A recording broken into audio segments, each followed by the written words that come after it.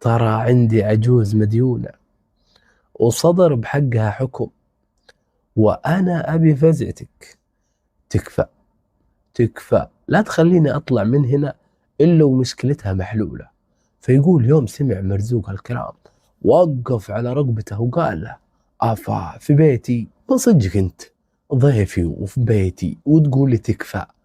يا رجال تكفى عندنا ما تروح حضر، وابشر والله لفرج همها كأنها أمي. فقال له الوالد: القضية حكم تسديد أو سجن، وترى علينا 10,000 ريال. والشيخ محمد الحدي تكفل بمبلغ، لكن حنا نحتاج من يتابعها وينهي القضية من القضاء والشرطة. فقال له مرزوق: القضية عند منو؟ قال: عند اللواء فهد ابن مسكر العاصمي مدير شرطة الخرج.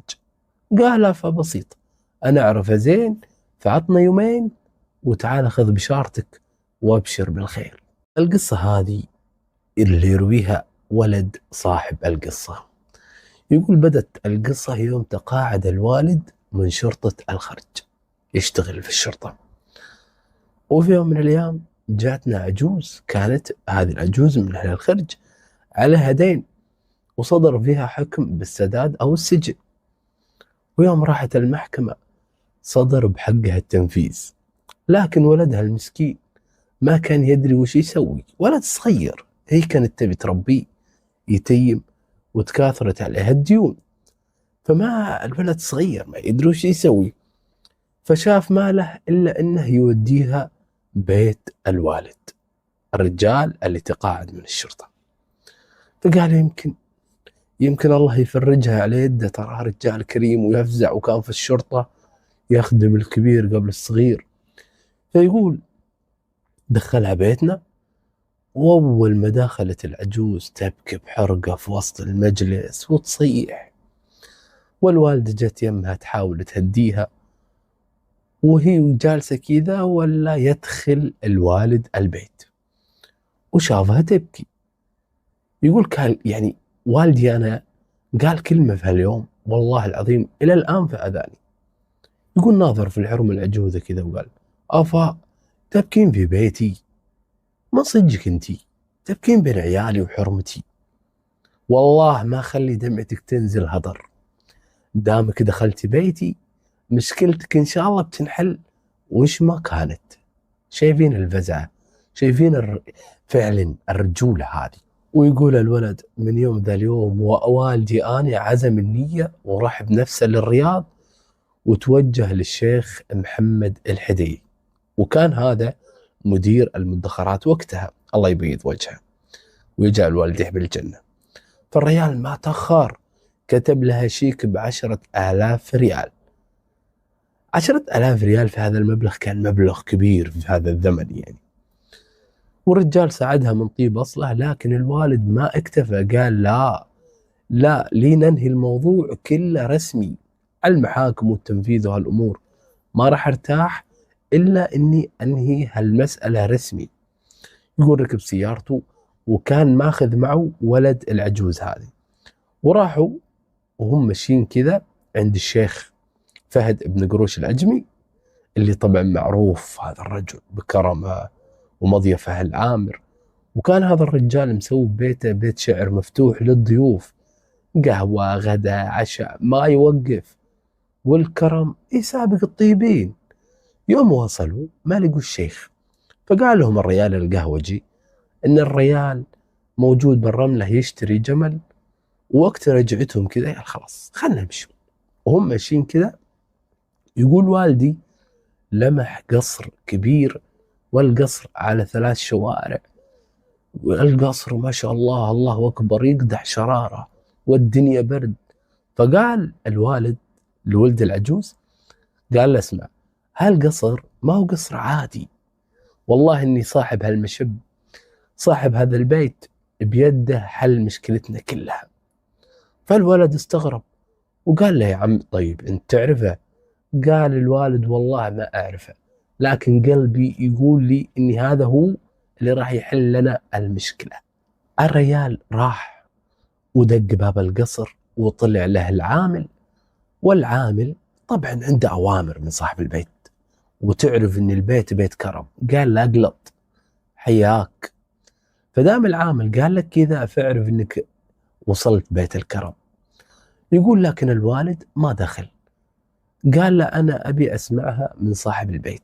فكان يعني وده أن صاحب البيت يجي ويقول له تعال حياك الله أقلط، ويتعمد يعني يخليه يطلع ويجي. يقول فعلا الخادم راح وقال له ترى في واحد برا مو راضي يدخل إلا من يجي صاحب البيت. وجاء صاحب البيت، فطلع رجل فخم مهيب واستقبل الوالد بكل حفاوة. فسأل الوالد ترى من صاحب الدار؟ عرفتنا بنفسك. قال هذه داري وأنا مرزوق ابن ناصح المرزوقي البقمي. قال الوالد عرفنا خلاص وصلنا حنا، هذه دار الطيب. جلس الوالد معه وتقهووا وقعدوا يتحدثون عن الشعر والكرم والمواقف. وهم يسولفون الحديث جاب ذكر الأمير محمد السديري وقصايده عن الطيب وعن الفزعات وتبادل الأبيات والنوادر.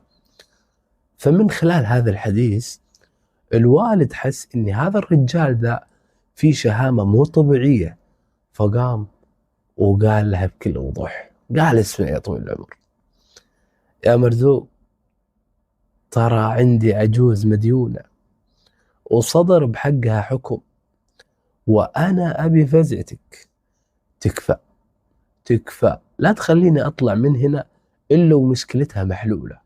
فيقول يوم سمع مرزوق هالكلام وقف على رقبته وقال له أفا في بيتي؟ من صدقك أنت ضيفي وفي بيتي وتقول لي تكفى؟ يا رجال تكفى عندنا ما تروح حضر، وابشر والله لفرج همها كأنها أمي. فقال له الوالد القضية حكم تسديد أو سجن، وترى علينا 10,000 ريال، والشيخ محمد الحدي تكفل بمبلغ، لكن حنا نحتاج من يتابعها وينهي القضية من القضاء والشرطة. فقال له مرزوق القضية عند منو؟ قال عند اللواء فهد ابن مسكر العاصمي مدير شرطة الخرج. قال فبسيط أنا أعرفه زين، فعطنا يومين وتعال خذ بشارتك وابشر بالخير. الرجال طلع مستانس والولد مستانس، ولد الحرم العجوز اللي عليها الديون، ورجعوا الديرة وبشروا العجوز ترى الحمد لله وإن شاء الله يومين والبشارة تيجي الحكم يسقط وهاكل الفلوس وهاكل الأمور والدنيا زينة. شوف الوالد الرجال صاحب القصة، رجال شال المسؤولية كأنه هو اللي عليه الحكم، كأنه هو اللي مهدد بالسجن، بس علشان شاف الحرمة جات تبكي في بيته فقدم النية الطيبة. والله سبحانه وتعالى حط بوجهه رجال طيبين مثله وشرواه فخلها على الله. يقول وحنا ننتظر أنا ووالدي والعجوز وأمي وولدها، ننتظر اليومين بفارغ الصبر، البيت كله شال هم الحرمة العجوز هذه. يقول بعد يومين بالتمام راح له الوالد القصر، راح عند مرزوق. يقول هالمرة رحت مع والدي، من كثر ما والدي مدح الريال ومدح طيبه وفعله أصريت إني أروح مع أبوي وأشوفه ويكون لي شرف إني ألتقي فيه. فيقول دخلت مع والدي وأشوفه ولا وجهه مبتسم ورجال كفو. فقال مرزوق الحمد لله ترى سددنا الدين وانهينا القضية. من صدق قال لي والله الأمور طيبة، وأعطاها شيك باسم العجوز، وهذا الشيك ما أنساه وأذكر كل تفاصيله. يقول صادر من البنك السعودي الفرنسي بالروضة بمبلغها كامل من حرماله. يقول والدي يوم شاف كذا تأثر، وقف على رجوله وعارف اللي يبي يحب راس مرزوق كأنه والد المديون. شوف أبوي شايل هم القضية كأنه هو المديون.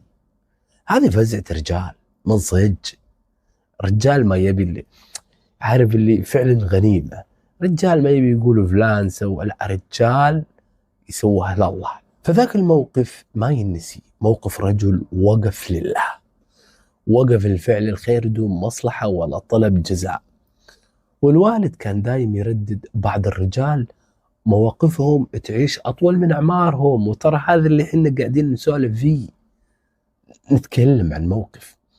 ومرزوق ووالد هالشاب يعني هذول الناس منهم، فأسماءهم تكتب بماء الذهب بين الكرماء والأوفياء.